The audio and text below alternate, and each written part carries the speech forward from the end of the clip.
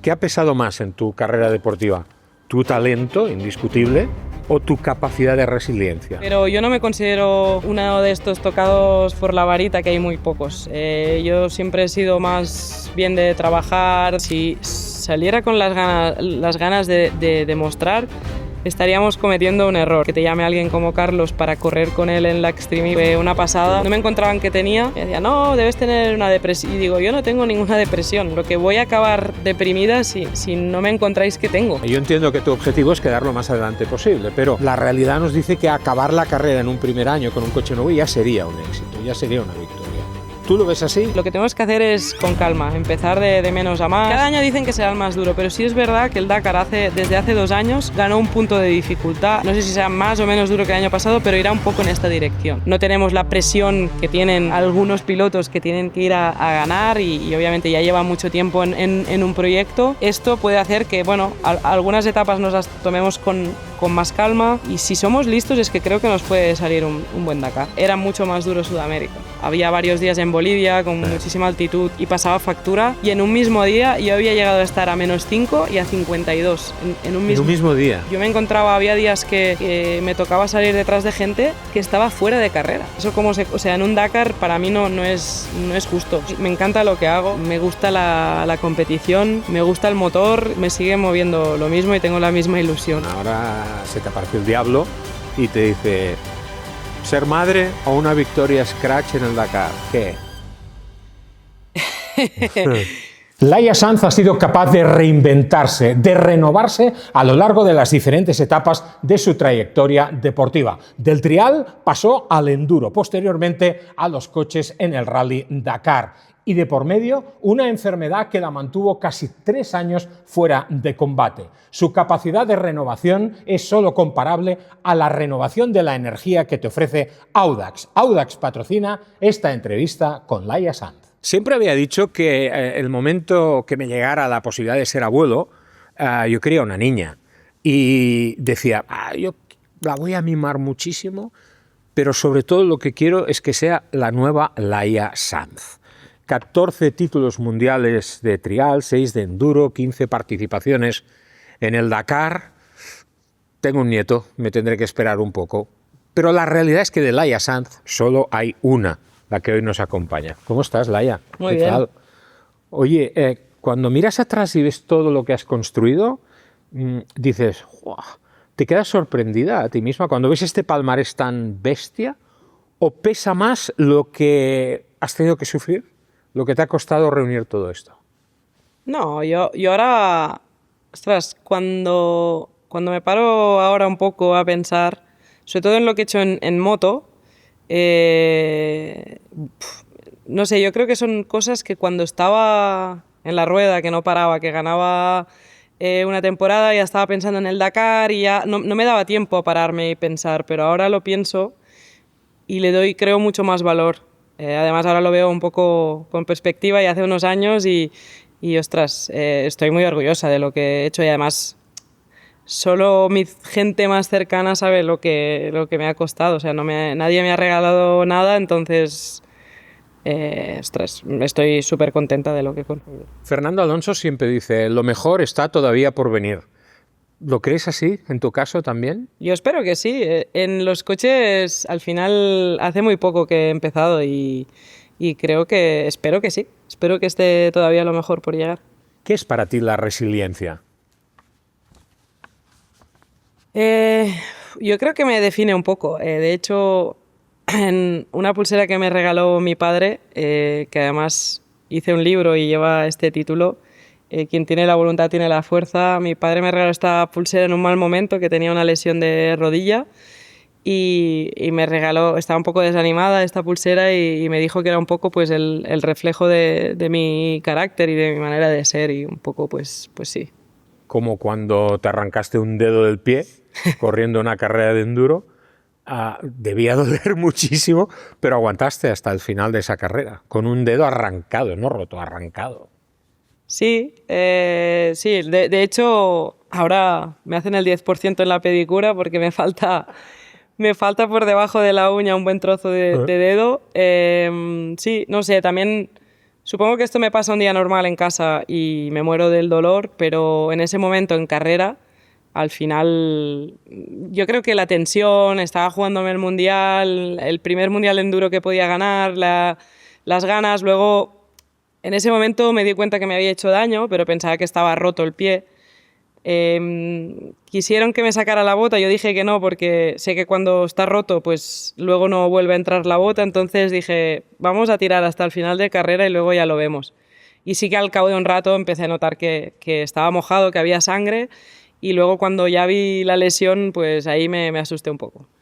Cuando lo explicaste el otro día en la presentación del equipo Audax Ebro, me acordé de un amigo común, Pepín García, que también se arrancó un dedo, pero de la mano, en una crono, siguió corriendo y acabó ganando, ¿no? Sois gente de una pasta especial.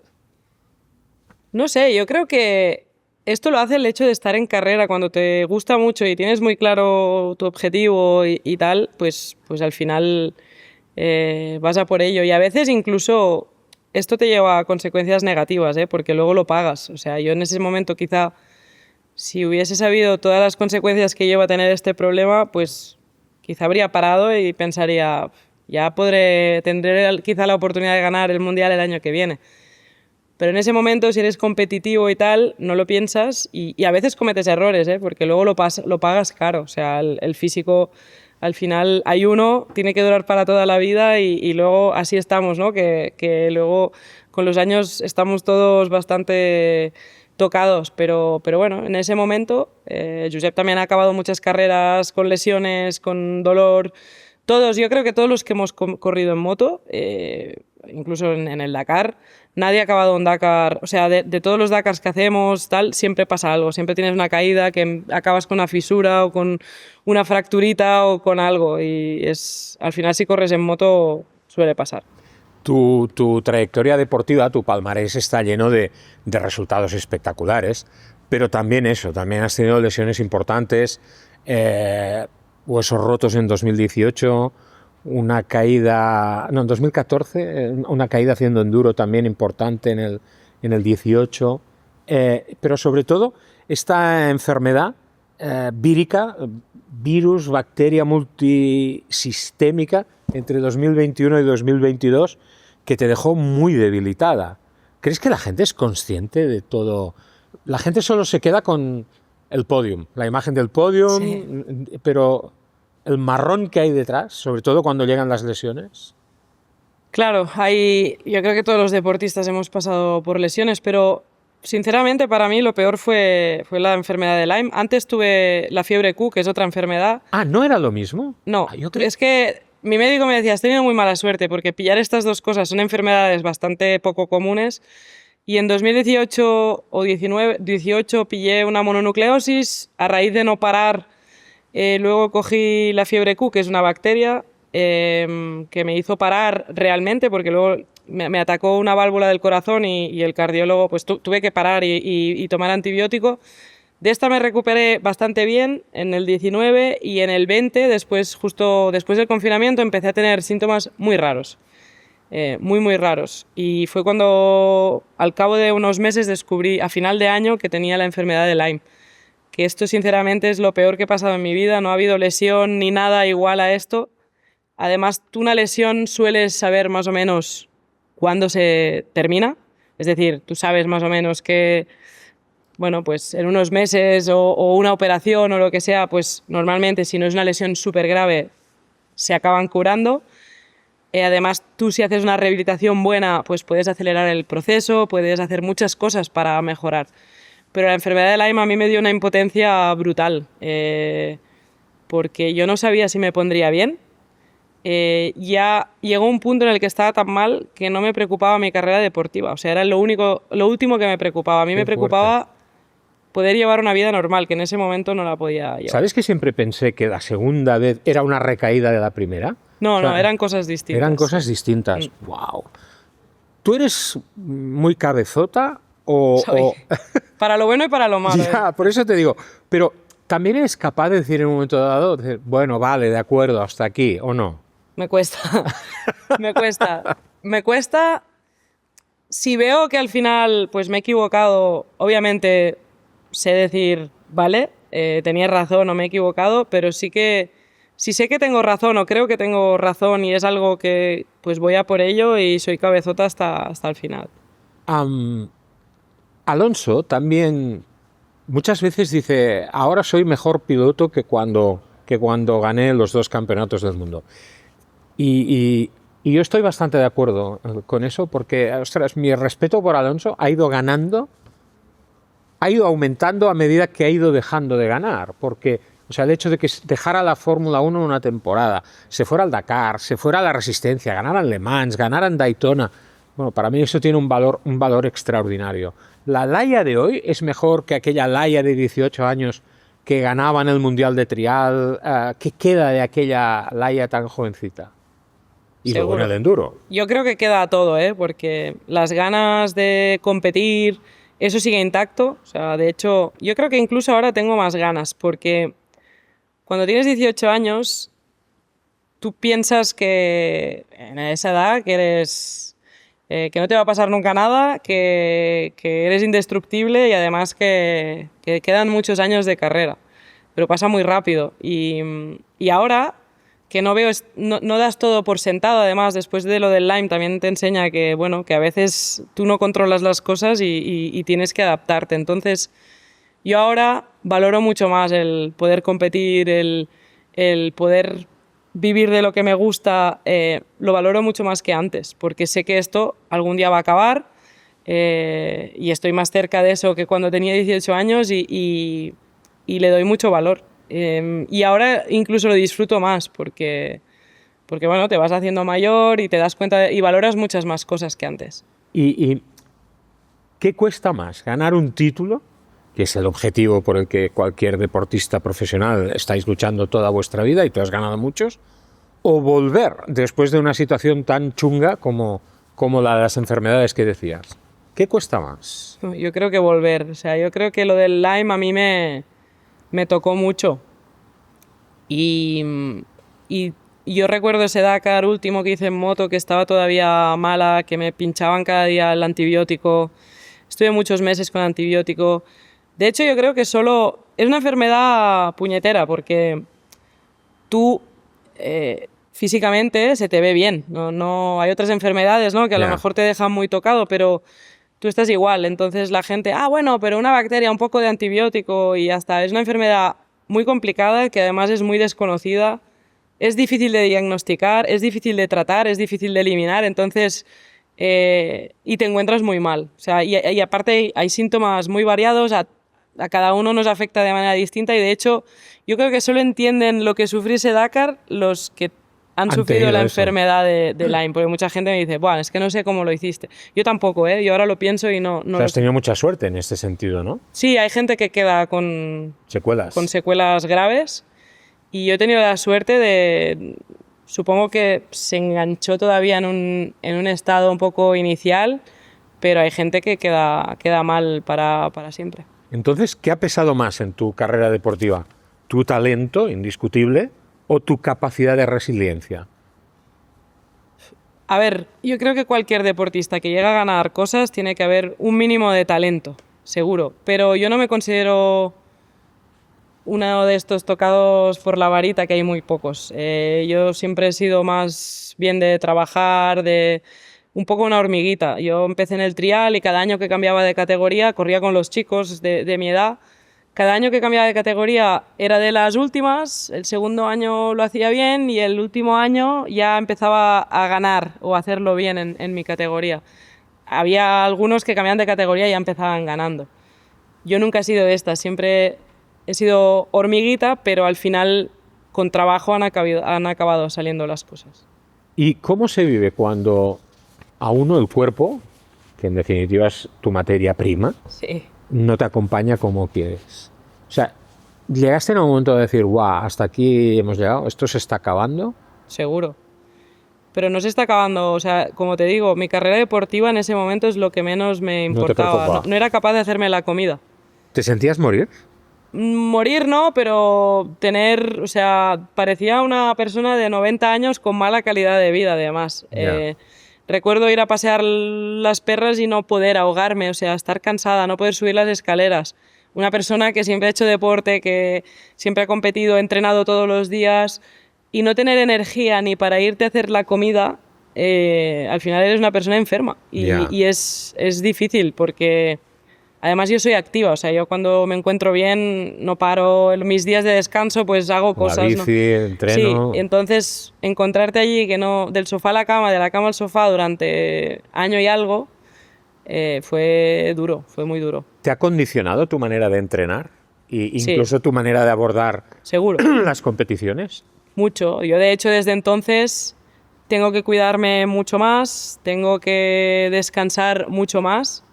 Tuve que volver, o sea, para volver a tener la energía que tengo ahora y como estoy entrenando ahora, tardé prácticamente 4 años en estar bien otra vez. Entonces ha condicionado seguro y ahora me conozco mucho mejor. Ahora ya, si un día duermo poco, al día siguiente estoy bastante bien, pero durante mucho tiempo, si no dormía las horas que tocaban, al día siguiente no me ponía mala. Tuve que aprender a dosificarme, que esto nunca lo había hecho porque siempre tenía energía, entrenaba, me iba a comer con los amigos y a cenar y iba tarde y al día siguiente estaba como nueva para entrenar. Ahora esto, pues en ese sentido me tengo que cuidar mucho más que una persona normal probablemente. Ahora ya sabes dónde está el límite, en ese sentido. Probablemente ello te ha hecho más fuerte mentalmente. Seguro, sí. Yo creo que siempre me considero una persona bastante fuerte a nivel mental, pero yo creo que lo del Lyme me hizo tocar fondo a nivel mental, ¿no? Yo recuerdo al principio que no me encontraban qué tenía y la médico, bueno, a veces, pues cuando no encuentran lo que tienes, siempre lo achacan a algo mental. Me decía, no, debes tener una depresión. Y digo, yo no tengo ninguna depresión. Lo que voy a acabar deprimida si no me encontráis qué tengo. Fue muy duro. Porque además tienes tantos síntomas tan diferentes, tan raros, que al final los médicos un poco te toman por loca. Por loca. Y al final, pues llevé mucho mejor todo cuando me diagnosticaron y supieron que tenía. Porque al final yo sabía que me pasaba algo y no era mental. Claro. Pero sí que me dejó muy desanimada, o sea, me pasó factura a nivel mental, sí, seguro. Hablemos un poco de deporte y de este Dakar, en este año en que por fin has podido acceder a un coche de la máxima categoría, un T1 Plus, Ultimate, como les llaman ahora. Ha llegado ya el momento, ese momento que tanto estabas anhelando, que tanto merecías también. Ahora, ¿tienes que demostrar algo en ese primer año o prefieres disfrutarlo? Yo creo que si saliera con las ganas de demostrar, estaríamos cometiendo un error, porque hay que ser realistas también. Somos un equipo joven, un coche bastante nuevo, que no hemos tenido... O sea, el proyecto creo que ya ha sido miraculoso, cómo se creó rápido, estuvimos en Marruecos, iremos al Dakar, creo que se hicieron milagros para ya estar en el Dakar, que está muy bien, que en el poco tiempo que hemos tenido, pero tenemos que ser realistas, acabamos de empezar, entonces creo que cometeríamos un error creo que es un proyecto más a largo plazo. Es muy importante acabar para Ebro, para los patrocinadores y empezar a construir un buen proyecto, pero creo que estaría muy bien acabar este año. Estoy segura que si no hacemos grandes errores, si somos un poco listos en las etapas que podamos correr, corremos, en las que no tanto, pues ser conservadores. Al final los Dakars hay tanto nivel y se va tan rápido que pasarán muchas cosas y debemos evitar que nos pasen a nosotros. Audax es líder en renovables. De alguna manera, tú te estás renovando totalmente porque es como no te digo volver a empezar, bueno, empiezas desde cero, evidentemente, pero ahora estamos en las grandes ligas, ¿eh? Yo me he renovado, creo, constantemente, porque Sí. yo empecé en el trial, del trial al enduro y al Dakar no se parecen en nada. Creo que siempre he intentado buscar objetivos nuevos, cosas nuevas y de momento ha ido muy bien. Y ahora en los coches, pues empecé hace nada y bueno, hace ya 4 o 5 años, pero que no es nada. Y en la Extreme, en el Dakar y ahora ya pues tener esta oportunidad, un proyecto así, me hace mucha ilusión porque creo que me dará la posibilidad de trabajar más a largo plazo, más tranquila y pensando en buenos resultados, pero creo que no nos podemos precipitar en quererlos ya. ¿Qué te ha aportado la Extreme E y sobre todo correr al lado de alguien con tanta experiencia como Carlos Sainz? Claro, imagínate, a mí me llegan a decir de pequeña que el día que me llamó Carlos yo temblaba prácticamente, ¿no? Porque era mi ídolo de infancia. Yo siempre he seguido mucho el Mundial de Rallys, el Dakar, y obviamente pues que te llame alguien como Carlos para correr con él en la Extreme E fue una pasada. Claro, claro. También fue una presión muy grande porque al final Carlos... Sí, además nunca está contento. Es muy exigente, que también por eso está donde está todavía, pero obviamente no fue fácil el primer año porque yo me acuerdo en Groenlandia de golpe que me encuentro en una salida, a un lado Hansen y al otro Loeb. Imagínate, ¿no?, la presión que es, ¿no? Y de intentar no defraudar a Carlos, de hacerlo bien. El primer año fue más duro, pero luego mejoré mucho, aprendí mucho a su lado. Al final, imagínate, empezar este camino con él, es que esto es impagable, o sea que no, he tenido una oportunidad muy buena. Creo que he mejorado mucho, de hecho en las últimas carreras de Extreme E, ya las primeras chicas nos peleábamos con los chicos, o sea que ha habido una mejora de nivel brutal. Y eso obviamente sin Carlos habría sido imposible. O sea que también creo que en las 4 ruedas ha sido una persona muy importante. De hecho, esta mañana estaba leyendo un informe del campeonato de hidrógeno que sustituye a la Extreme E y había un análisis muy curioso. Decía, hay que ver lo que nos ha aportado la Extreme E porque ahora estamos viendo ya en la primera carrera del hidrógeno que las diferencias de tiempos entre las chicas y los chicos ya prácticamente son inexistentes, ¿no? Sí, al principio yo creo que ha sido una oportunidad muy buena para todas, porque al principio de correr en un entorno más profesional, de tener muchos equipos, al final lo que hacía la chica era tan importante como el papel que hacía el chico, ¿no? Entonces los equipos han ayudado a las chicas a competir en otros campeonatos, a crecer, ¿no? Entonces creo que ha ayudado mucho a tener oportunidades, ¿no? Yo pude hacer alguna carrera de rallycross, alguna baja, empecé también en el rally ride, pero quiero decir que nos ha dado la oportunidad de crecer. De hecho, yo recuerdo el primer año que nos sacaban 9 segundos en una vuelta y ahora en la última carrera Kristoffersson creo que en una vuelta me sacó 1,5, pero en la siguiente yo le metí 1,5, entonces, y es campeón del mundo de rallycross.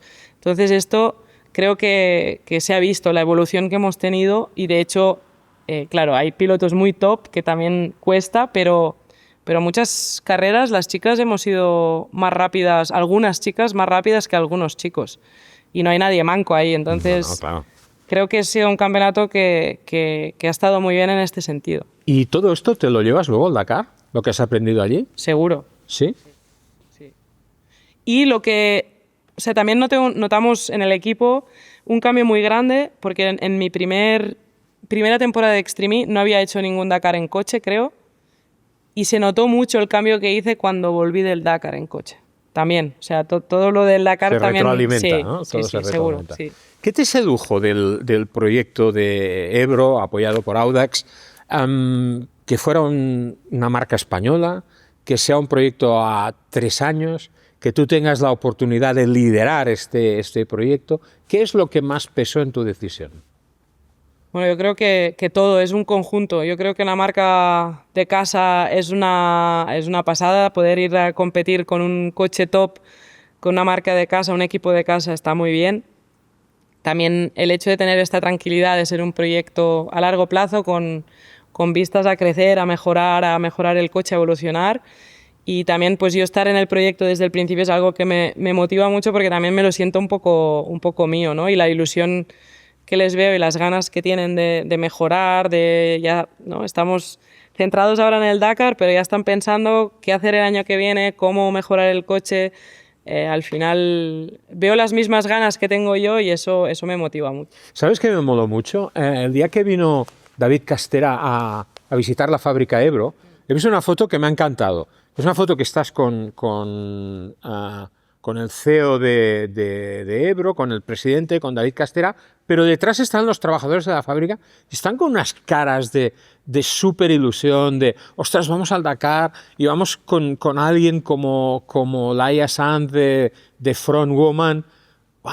Esto mola, ¿no? Ver que hay toda una gente que vibra allí Y me acuerdo, pensaba, por ejemplo, cuando un piloto de Fórmula 1 ha ganado algo muy importante y se va a la fábrica allí, a un equipo de Fórmula 1, y ves a todos los trabajadores allí, y he pensado, sí, qué chulo, ¿no? Esto que ha conseguido aquí. Porque al final se lo hacen muy suyo también. Claro. Estoy segura que nos van a seguir a tope en el Dakar y ojalá, como dices, como los pilotos de Fórmula 1, no con una victoria, pero podamos volver después del Dakar con un buen resultado, satisfechos y ojalá, ¿no?, podamos celebrar algo ahí en fábrica.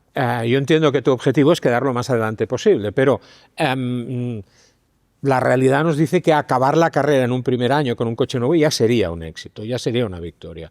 ¿Tú lo ves así?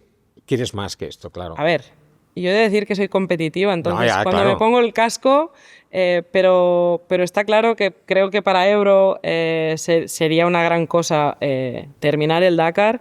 Y además, como te decía, es que creo que si terminamos y no cometemos grandes errores, el ritmo que vimos que teníamos en Marruecos y creo que la progresión incluso durante el Dakar que podemos hacer con el coche en cuanto a suspensiones, todo, podemos hacerlo bien. Entonces, lo que tenemos que hacer es con calma, empezar de menos a más.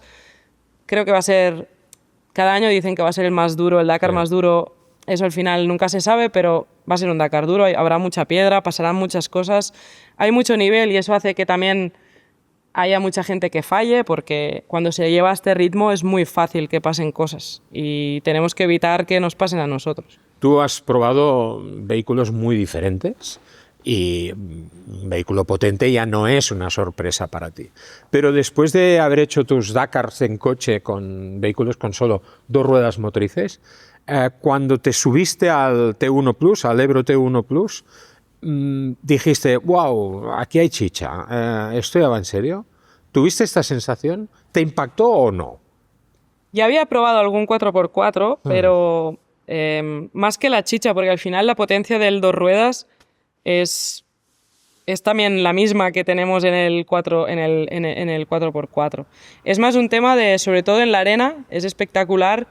Recuerdo, ¿no?, que nos paramos, creo, a hacer una foto o algo en un sitio y siempre tengo la tendencia en el 2 ruedas a dejarlo en un sitio en bajada, no complicarte la vida, ¿no? Y de parar en un sitio y decir, ostras, ahora nos vamos a enganchar.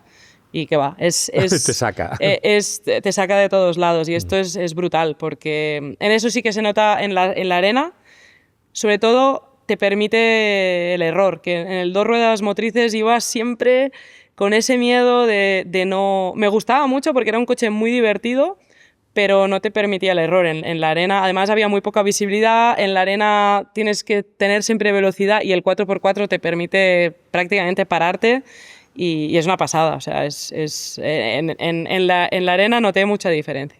Ahora, al estar en Ultimate, pues te tocará pelearte con Toyota, con Ford, con Dacia, con equipos con mucho nombre, pero sobre todo con mucha experiencia. ¿Esto te acompleja de algún modo o no piensas en ello? ¿O sí? No, y además es un primer año. Claro. Creo que también todos estos equipos hemos de ser conscientes que ya llevan varios años de proyecto, los coches están muy evolucionados, entonces tenemos que ser realistas e ir con calma. Pero lo que sí espero es que dentro de un tiempo nos podamos pelear con ellos. Hablan de un Dakar, lo que tú has dicho, ¿no? Se habla de que el Dakar de este año va a ser el más duro de Arabia. Bueno, cada año se dice el Dakar de este año va a ser... Pero sí que es cierto que cuando os habéis enterado de cómo iba a ser el recorrido, os han descubierto que va a haber muchas zonas con mucha piedra, con lo cual habrá que ir con mucho tiento en la gestión del neumático y este año incluso tenéis la posibilidad de hacer un cambio de neumático en determinadas etapas, en puntos concretos. ¿Cuáles pueden ser ahí, en un primer año, los puntos fuertes y los puntos débiles de tu coche en este Dakar 2026? Sí, a ver, cada año dicen que será el más duro, pero sí es verdad que el Dakar desde hace 2 años, yo el año pasado hice un día, pero hace 2 años ya ganó un punto de dificultad y por lo que escuché de todo el mundo y se vio claramente es que el año pasado fue muy duro.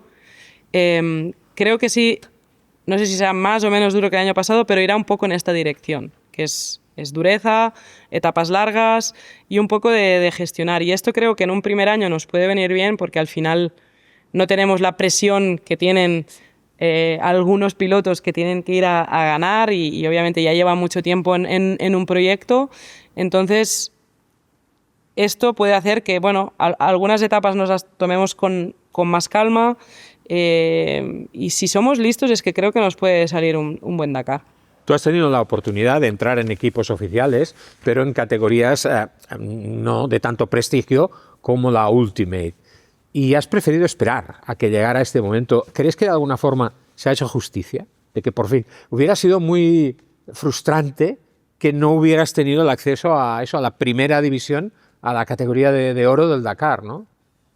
Sí. Injusto también, ¿no? Yo es por lo que luchaba, ¿no? Yo creo que en su momento hubiese tenido la oportunidad de correr en un buen T3, probablemente, ahora lo veo en perspectiva y creo que hubiese sido una buena opción, porque al final te da opción a hacer muy buenas cosas en el Dakar y hacer un muy buen resultado, pero en su momento escogí el camino de ir directamente a un T1 por si algún día llegaba una marca, pues estar preparada, y creo que estos 3 años con un 2 ruedas motrices me han venido súper bien porque he hecho la mili, pero sí, y he tenido alguna otra opción.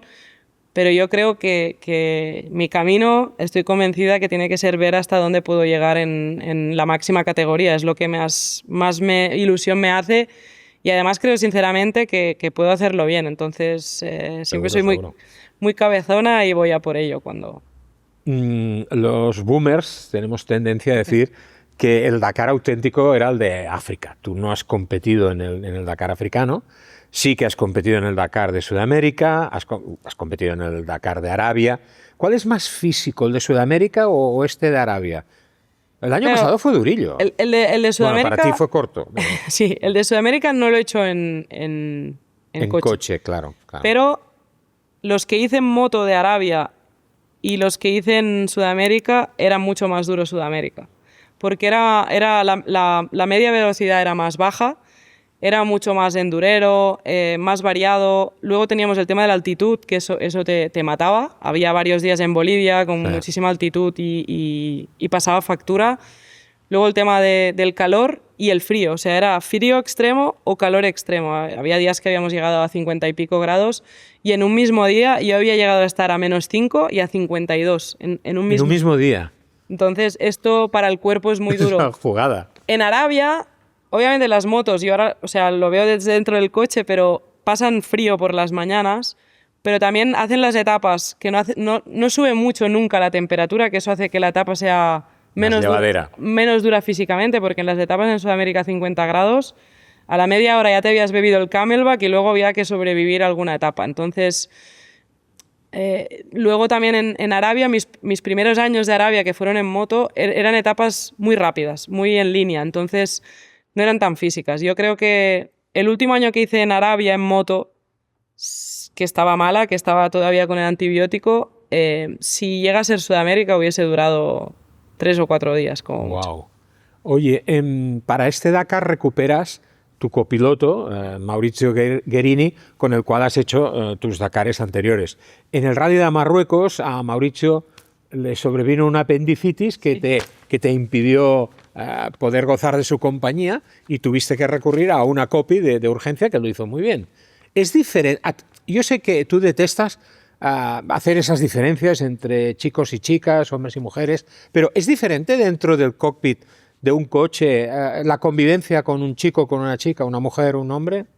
Mira, a mí me fue difícil Marruecos porque no habíamos ni probado, o sea, no habíamos hecho ni un roadbook. Es sudafricana, por lo que el acento es dificilito, y luego yo con Mauricio siempre hablamos en italiano y me es mucho más natural y fácil entenderlo, pero le hacía la broma a Mauricio el otro día, ¿no? En los baches estaba muy roto, en los primeros días llevábamos el coche un pelín demasiado duro, por lo que fueron etapas físicas, y le decía a Mauricio de broma que Tei no se quejaba, le daba castañas y no... O sea que en ese sentido no hay diferencias. Está fuerte, podíamos cambiar la rueda, no hay ninguna diferencia. Navega bien, ha hecho Dakars, Tei ha hecho un Dakar con Cyril, uno con Brian, o sea y ha acabado un Dakar en moto también, o sea que no yo no he visto ninguna diferencia, pero sí, claro, me gusta Jerry porque al final llevamos mucho, o sea, es muy fluido el trabajo dentro del coche, nos entendemos muy bien, llevamos mucho tiempo, pero TI lo hizo muy bien. Lo que pasa es que el tema de la comunicación no era fácil, cambiar el chip, el acento, tiene un acento muy raro en Sudáfrica y le entendía bien, pero me tenía que concentrar demasiado en escuchar las notas. Entonces, y luego no fue un rally fácil a nivel peligros en el roadbook y tal. También tuvimos algún susto, iba con algo de desconfianza, pero muy contenta con lo que hizo Tei y muy contenta también de que Jerry esté ya a tope. ¿Qué valores destacas en él y qué crees que puede aportar, qué puede sumar a un proyecto así a largo plazo como es el Ebro Audax? Pues yo cuando me planteaba ir con un copy, hay copies muy muy buenos, pero también es necesario llevarte muy bien con el copy porque pasas 15 días, día y noche, porque al final compartes el motorhome, vas a cenar juntos, Entonces, los ratos de enlaces, de algo tienes que hablar. También hay ratos en silencio, obviamente, pero tiene que ser prácticamente un amigo. Entonces, con Jerry nos llevábamos bien de la moto.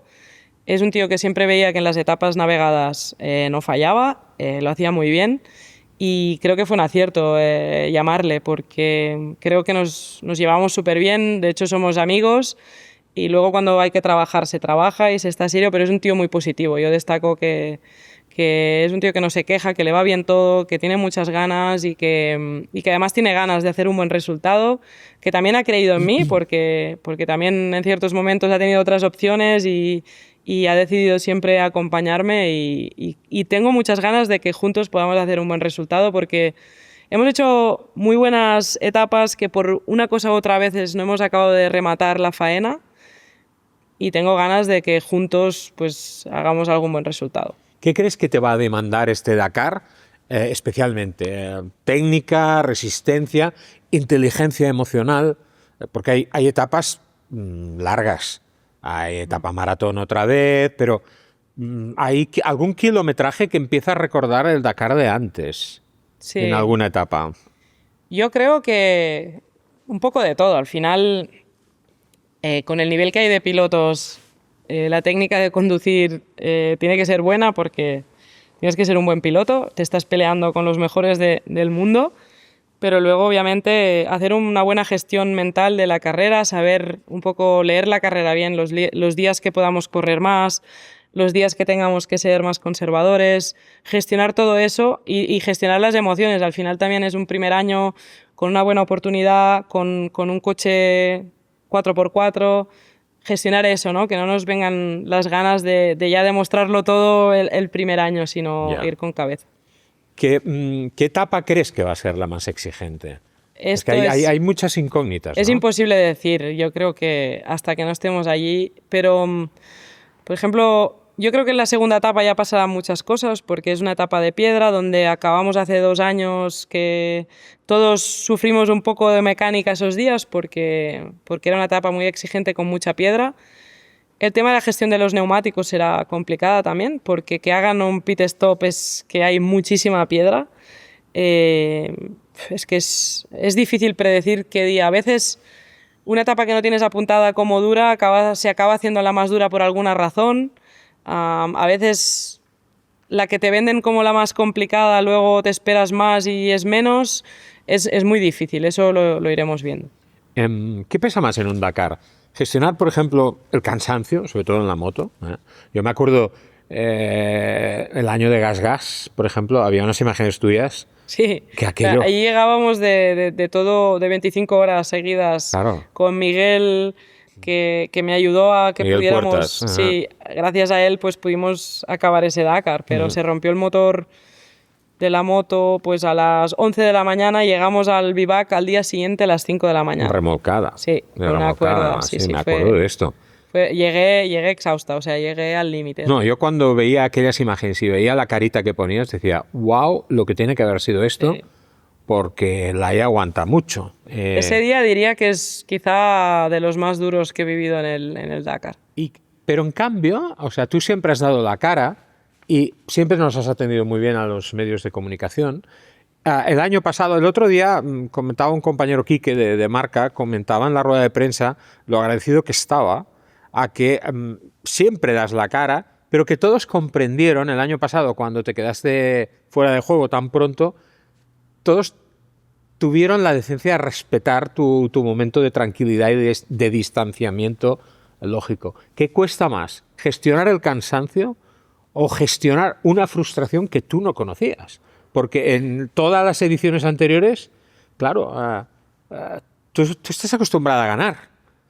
Y tan importante es saber perder o acostumbrarte a perder como a ganar, ¿no? Sí, fue más difícil la frustración del año pasado, sin duda. O sea, ¿Por qué era la primera vez? Probablemente, porque o porque fue muy pronto. Era una situación que desconocía, pero seguramente si hubiese llegado el día 10 hubiese sido distinto, pero fue duro por el hecho de cómo llegó el primer día. Encima acabamos la etapa, o sea, yo de hecho no puedo decir que me he retirado de ninguna etapa del Dakar. Descubrió el problema luego. Esa impotencia de decir, pero es que yo quiero seguir, quiero continuar y no pudimos. Fue duro de gestionar, o sea, esa noche, no te voy a engañar, no dormí nada cuando me dijeron que no podía salir. Fue un poco injusto, ¿no? Porque a veces ves coches que les dejan continuar y el tuyo... Hay muchas cosas injustas. Al final hay unas normas, entiendo, hace unos años probablemente... No lo hubieras aceptado. No, hubiésemos tirado, pero desde que hay la FIA en el Dakar, hay un reglamento, hay unas normas, hay unos comisarios. Obviamente en ese momento pues piensas que injusto, qué tal, luego entiendes, ¿no? Que también pues si llega a pasar algo después, volvemos a volcar y por mala suerte alguien se hace daño, luego es un problema, ¿no? Entonces, bueno, a pesar de que me moría de ganas de seguir, lo entendí, lo acaté y ya está, pero fue duro, o sea, fue difícil. ¿Y esa entrada, esa involucración de la FIA, es buena o es mala? Para el Dakar, una carrera que siempre ha presumido que su auténtica esencia, su espíritu, su alma más original, está en los privados, en los que van, claro... ¿No es un contrasentido esto? En algunas cosas creo que puede ser muy positivo, pero para mí el único punto negativo que te diría de esto es estos, por ejemplo, órdenes de salida, que por ejemplo yo no estaba inscrita en el Mundial, que este año lo estaré, pero eso te daba mucha desventaja, ¿no? Yeah. Y eso sí que creo que es injusto, por el hecho de que hayas pagado una inscripción al Mundial, pues ya eso te da el derecho de salir delante de gente que quizás es mucho más competitiva que tú. O por ejemplo, a mí para mí siempre he sido un poco contraria al tema de reengancharse en el Dakar. Para mí pierde un poco la esencia. Yeah. Entiendo que es parte del Mundial, entonces para contar bien los puntos, cada día se suman puntos, pero eso debería ser un resultado final de carrera que cuente para el Mundial, no cada etapa, porque desvirtúa un poco la carrera, ¿no? Yo me encontraba, había días que me tocaba salir detrás de gente que estaba fuera de carrera. Eso o sea, en un Dakar para mí no es justo. O sea, no, y a lo mejor te estaban puteando en no, un y además paso a lo mejor te está haciendo polvo un tío que ya no está ni en carrera, o no te facilita un adelantamiento cuando Exacto. no se juega nada. Y yo recuerdo un día que me jugaba con Lavi y el segundo puesto en las 2 ruedas motrices y ese día él salía al 20. Yo había tenido algún problema el día antes en el empty quarter, que fuimos conservadores y acabamos la etapa, y salía en las 60 y algo. Ahí perdí toda opción, porque salí detrás de los T3, T4s, que incluso muchos no estaban en carrera y no habían acabado la etapa del día antes, yo sí, y salían delante, me comí, o sea, ese día perdí quizá 40 minutos. Claro. Entonces, esto es lo que cambiaría de alguna manera. El resto, me parece bien que sean estrictos con el tema de seguridad, al final es por el bien de todos, con muchos temas así, pero para mí el Dakar, lo del reenganche, es un... No sé, tendría que ser un poco diferente, ¿no? Que no afecten a la carrera, quizás te puedas reenganchar, pero detrás del todo, no lo sé. Thierry Sabine, el creador de la prueba, en su momento definió el Dakar como la última posibilidad de protagonizar una epopeya que tiene una persona en el siglo XX. Esta fue la definición de Sabine en un momento dado. Pero también me acuerdo en algún briefing en África, René Mech diciendo, cuando la gente se le quejaba del roadbook o de que había algún peligro que no estaba marcado en el rutómetro, o de una dureza excesiva, o de lo mal que se comía, la respuesta de René Mech era: ¿habéis pagado para esto? Sí, o désolé, que es lo que... O sea, sí, también... c'est l'Afrique patron. Sí. Patron. Bueno, al final sí. Muchas veces nos hemos quejado de cosas, pero obviamente todos volvemos, todos nos morimos de ganas de volver, porque también tiene cosas muy buenas. Y yo lo único que diría en el tema este es lo del reenganche. No sé cómo habría que hacerlo para que no... Para mí pierde un poco la esencia, porque además, para mí ahora ya confundes, ya no sabes quién está en carrera, quién no. Puedes no estar en carrera. Al final es como... Y alguien que no está en carrera puede ganar una etapa. Es como si en el Tour de Francia hay alguien que el día antes, que era un puerto de montaña de la muerte, Hoy no corro. ha descansado porque tenía dolor de tripa, no sé, por decir algo, y al día siguiente sale en un puerto a matar, todos están dosificando Superfresco, claro. porque están pensando en la general y te gana una etapa. Pues me parece que desvirtúa un poco... Bueno, esto también pasa en el Mundial de Rallys, ¿eh? También Sí. están las posibilidades estas. Estoy bastante o muy de acuerdo contigo. Déjame entrar en un terreno más personal, un poco más íntimo. Después de tantos títulos, tantos años en la élite, tantas lesiones, la enfermedad de la que hemos hablado, ¿te siguen moviendo internamente las mismas motivaciones o han cambiado? Las mismas. Lo mismo. Yo creo que tengo la misma pasión, me encanta lo que hago, me gusta la competición, me gusta el motor y me sigue moviendo lo mismo y tengo la misma ilusión, creo. ¿Tú crees que precisamente en ese camino de esfuerzo, todo lo que has sacrificado, incluso tu intimidad personal tal vez, ¿no? También, ¿te compensa esto? ¿Has priorizado tu carrera deportiva a tu vida personal? Sí, y además, siendo mujer, al final, por ejemplo, si quieres ser madre, no es fácil, ¿no? Yo ahora, por ejemplo, si quisiera ser madre, tendría que renunciar a mi carrera deportiva, porque no nos engañemos, o sea, ya es difícil encontrar oportunidades. Creo que en ese sentido para una chica es mucho más complicado que para un hombre, ¿no? Con el tema familia y tal. Pero de momento soy feliz con lo que hago, me compensa. Sí es verdad que me he perdido muchas cosas, pero también he vivido muchas cosas que no hubiese vivido. Viajar, conocer gente. Mis amigos al final, la mayoría son de este mundo porque nos hemos conocido en las carreras. Tengo muchos amigos de cuando éramos pequeños en el trial.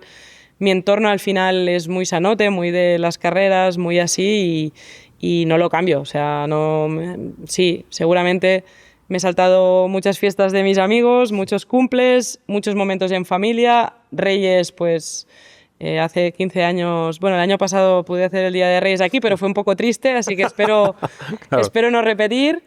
Pero sí, de momento me compensa porque también me ha dado muchas cosas y me gusta mucho lo que hago, entonces no lo cambiaría. ¿Pero te ha pasado por la cabeza ser madre o qué? ¿Te apetece?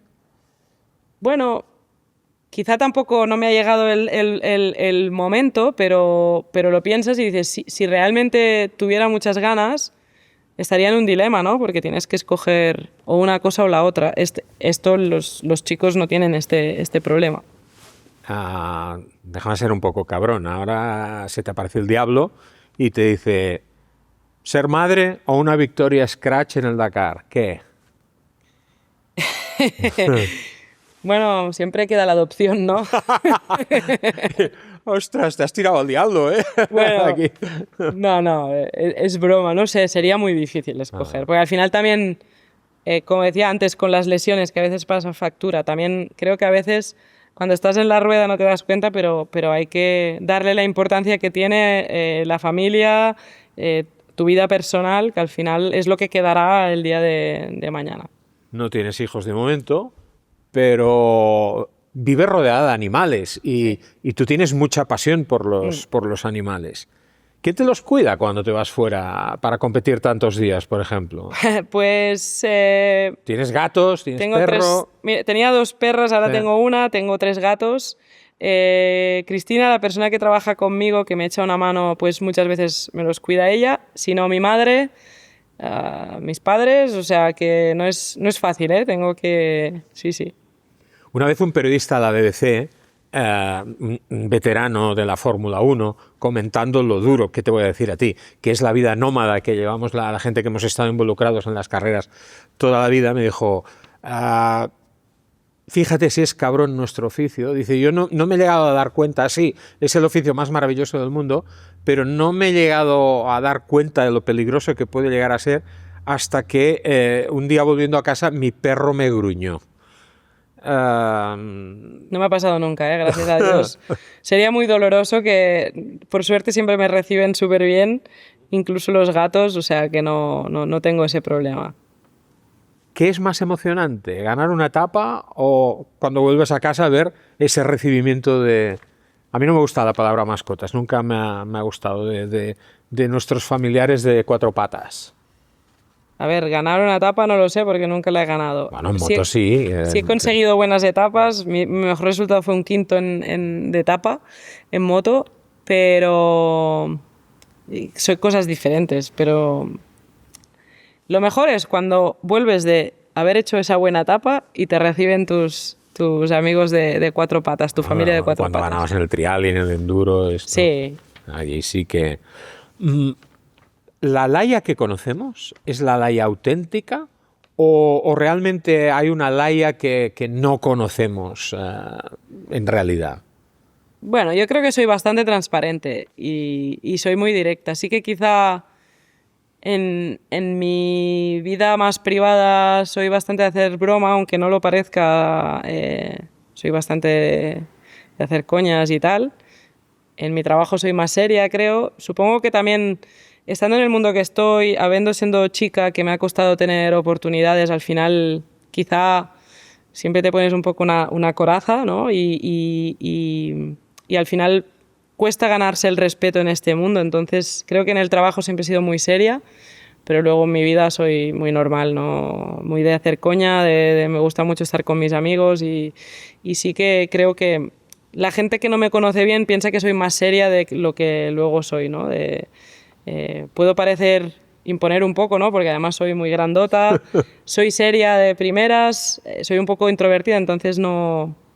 pero luego la gente que me va conociendo sabe que soy más cercana de lo que pueda parecer. Pero a ti te mola, por ejemplo, cuando termina la temporada un día, pillarte una taja y ponerte a bailar encima del mostrador de... A ver, ¿a quién no? O sea, somos personas y yo creo que tiene que haber momentos para todo, ¿no? Yo creo que los deportistas que solo están centrados, hay que disfrutar un poco de la vida. Yo creo que si no hubiese disfrutado, no habría estado tantos años haciéndolo bien y tienes que, aunque obviamente eres deportista, tienes que cuidarte. En temporada pues no puedes hacer el tonto, pero tiene que haber momentos de relax, de desfase, de pasártelo bien, porque si no te estarías perdiendo cosas de la vida normal y que también hay que vivirlas. ¿Qué te ha dado el Dakar que, personalmente, que por ejemplo, no te hayan dado el trial o el enduro? Yo creo que tiene ese punto de aventura de... ¿Aún hoy? Sí, aún hoy. Tiene un punto que además son 20... estás 20 días allí y parece que pasen 3 meses. Tiene ese punto un poco de gran hermano, que todo se multiplica, que los sentimientos se intensifican mucho y son... No sé, yo creo que es no solo una experiencia a nivel deportivo, sino vital, que no lo he vivido en ninguna otra especialidad, digamos. Yo creo que por eso todos volvemos. O sea, la que vas, la has cagado porque todos volvemos. Te enganchas, ¿no? te enganchas. Yo sé que tú odias esto, ya te lo he comentado antes, esas diferencias entre piloto hombre, piloto mujer. De hecho, tu trayectoria deportiva ha estado marcada por esta premisa, porque tú lo has comentado, al principio de tus inicios en el mundo del trial competías contra chicos y unos días te ganaban ellos, pero otros días les ganabas tú. Pero ¿hasta qué punto es Jutta Kleinschmidt tu referencia por el hecho de haber sido la única mujer capaz de ganar en la categoría absoluta en el Dakar? ¿Hasta qué punto es tu referencia? ¿O tienes otras referencias, por ejemplo? Bueno, Michèle Mouton, obviamente. No, evidentemente, claro. Era una máquina, ¿no? Ahora siendo consciente de lo que eran estos grupos B, para mí tiene un mérito a punto brutal. De ganar el Mundial de rallies en su momento. Y además en la época que era, no nos olvidemos, porque Jutta también hace muchos años ya, pero es que lo de Michèle Mouton fue en una época donde donde muchas mujeres es que no tenían ni carnet de conducir, y lo que hizo ella con los coches, lo difícil que tenía que ser llevar un coche de estos, tiene un mérito Y brutal. menospreciada incluso por sus compañeros de equipo. Sí, sí. O sea, No, brutal, o sea, me parece brutal. No lo tuvo nada fácil. Son ejemplos, claramente, ¿no? Y Yuta también lo que hizo fue brutal. Entonces, obviamente son dos referentes. Es verdad que por la época que soy yo tampoco tengo tantos referentes. O sea, Yuta y Michelle, pero que hicieron grandes cosas. Habían pocas, pero eran muy buenas. Entonces, sí, no. Y entonces, cuando tú empezabas, ¿qué te motivaban más? ¿Los grandes ídolos del trial, que eran tíos? ¿O eso, la referencia de Yuta? Pues cuando yo era pequeña, que el Dakar todavía no lo seguía. O sea, cuando era muy, muy pequeña era el trial y solo veía vídeos de trial. Y para mí era Doug Lamping, mi ídolo. Muchos de aquí era Tarrés, pero yo cuando empecé a ver vídeos tal, ya era un poco la época en la que Dougie empezaba a ganar. Para mí además ha sido siempre un gentleman y un ejemplo a seguir. Y muy buena gente. Muy buena gente, su padre, él. Luego tuve la suerte de conocerlo bien porque estuvimos en el mismo equipo unos cuantos años y ha sido mi ídolo, y luego al conocerlo más todavía. Entonces fue él un poco mi ídolo. Amos Bilbao también, porque al final para los pilotos de aquí... Otro gran tío. Sí, además luego pues hemos sido grandes amigos y también compartí mucho tiempo en el equipo, también con Dougie y con Amos, por lo que era un tío simpático. Me acuerdo en un trial que los íbamos a seguir y se cayó alguien de nuestro grupito, que éramos niños, y él fue el único piloto que se paró, le levantó la moto y le dijo alguna tontería, como hace siempre. Y claro, era nuestro ídolo porque era un tío diferente, muy diferente al resto. Cierto. Yo en la época que seguía mucho el trial, y especialmente los indoor, era con diferencia con el que me lo pasaba mejor. Seguro, con Amos, era un showman, siempre ha sido... me reía mucho. Era diferente, tenía ese punto de showman que le gustaba y además tenía una conducción así un poco locada, espectacular, y me gustaba mucho. Fíjate cómo pasa el tiempo, que claro, yo empecé a ver triales con el padre de Dougie, con Martin, y con su tío, con Alan, y ahora ya corre el hijo de Dougie también, ya está haciendo... Hace enduro, lo hace muy bien. Sí. Y le vi ahora, hacía tiempo que no nos veíamos, y cuando fue el aniversario del campeonato, de la historia del Campeonato Mundial de Trial, estuve en Ripoll, en la carrera que precisamente fue el aniversario, y me encontré a Dougie, que hacía tiempo que no nos veíamos. Nos habíamos encontrado haciendo shows, Dougie, para Red Bull en Mónaco, en la Fórmula 1. Siempre estaba allí. Y me dice, ¿still working? Porque me vio con el micrófono y dice, ¿todavía estás trabajando? Y yo, joder, qué remedio, ¿no? qué remedio me toca. ¿Cómo ha cambiado la percepción aquello de mujer piloto desde los inicios hasta ahora? O sea, gente como tú, con el talento, con la rapidez, con la velocidad, con la constancia, con el espíritu de sacrificio, ¿habéis roto el esquema tradicional de mujer piloto? Bueno, sí, y es que ha sido un camino que tampoco... He vivido cosas duras, pero he ido haciendo, ¿no? Cuando empecé era un poco la única. Creo que por suerte ha cambiado muchísimo. Yo creo que las que vienen ahora lo tienen muchísimo más fácil que yo lo tuve. Yo me lo tuve que currar mucho, ¿no? Y a veces alguna de las jóvenes que suben ahora, ¿no? Tengo la sensación que se creen que yo llegué allí, estuve en un equipo oficial porque... Desde el primer día, y no son conscientes de lo que tuve que trabajar. Y te puedo asegurar que lo tienen... Es difícil, pero lo tienen un poco mejor que yo lo tuve. Estuve en la primera carrera del Campeonato de España de este año de trial, porque me apetecía ir a ver una carrera al Nacional. Me maravilló la cantidad de niñas que había. Sí. Y que iban con unos equipos... que tú tardaste 14 años en tenerlos. Bueno, pero ya el primer día, ¿no? Han cambiado las cosas aquí. Aún falta mucho camino, porque creo que las marcas deberían apoyar más a las chicas y obviamente, o sea, si se trabaja bien, es un mercado por descubrir. Como más chicas hagan trial, hagan enduro, más motos van a vender las marcas. Pero sí, yo cuando empecé estaba totalmente sola un poco en este mundo, ¿no? Y ahora ves en las carreras hay muchas chicas. Muchas lo hacen muy bien. pero ha cambiado. O sea, antes era un poco el bicho raro yo. Futuro y legado. Futuro.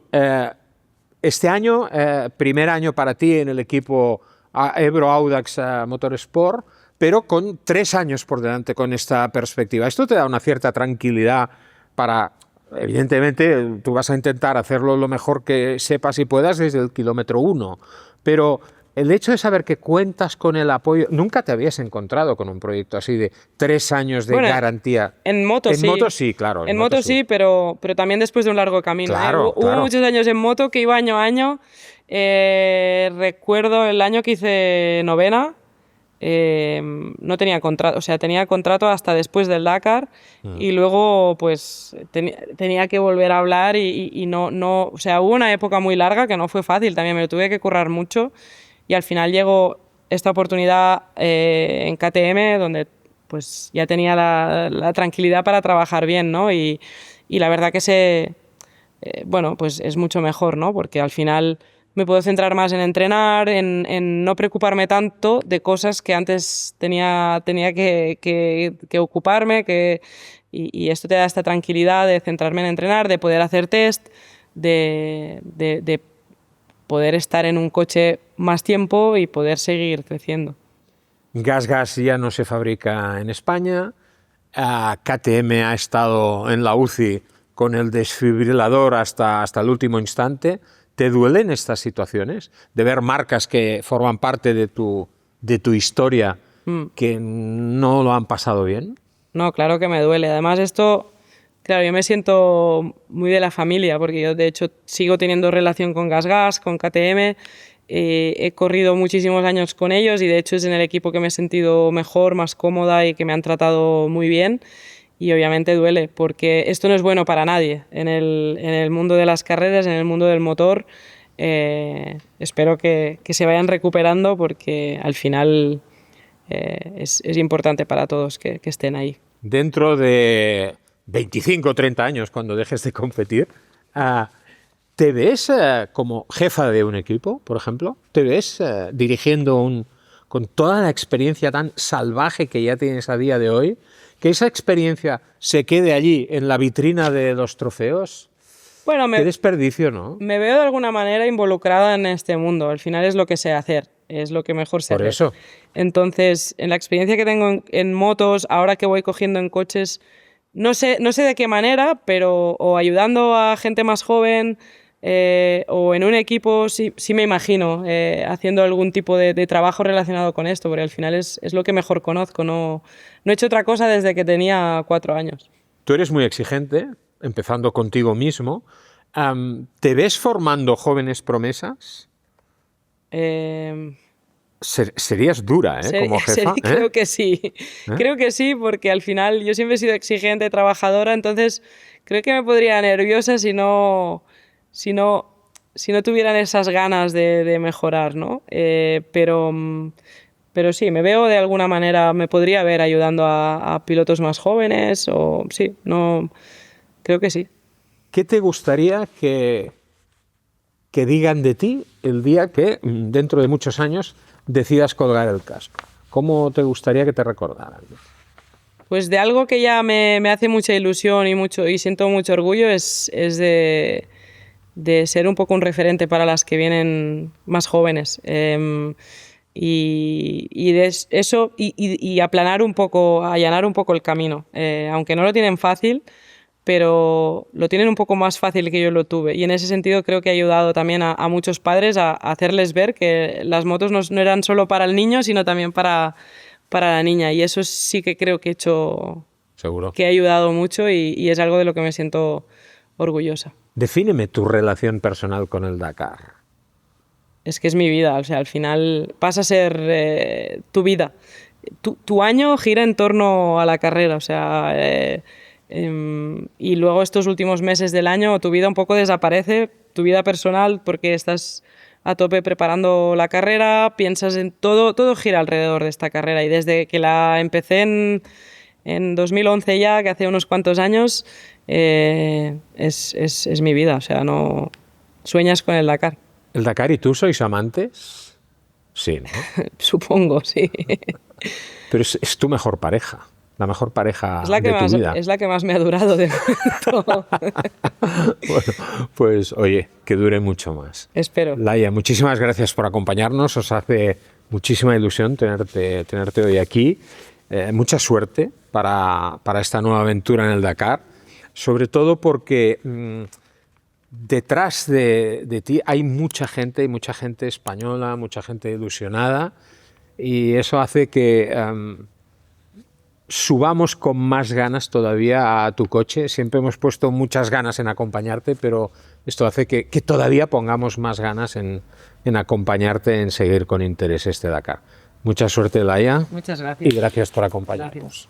Laia Sanz ha sido capaz de reinventarse, de renovarse a lo largo de las diferentes etapas de su trayectoria deportiva. Del trial pasó al enduro, posteriormente a los coches en el Rally Dakar. Y de por medio, una enfermedad que la mantuvo casi 3 años fuera de combate. Su capacidad de renovación es solo comparable a la renovación de la energía que te ofrece Audax. Audax patrocina esta entrevista con Laia Sanz.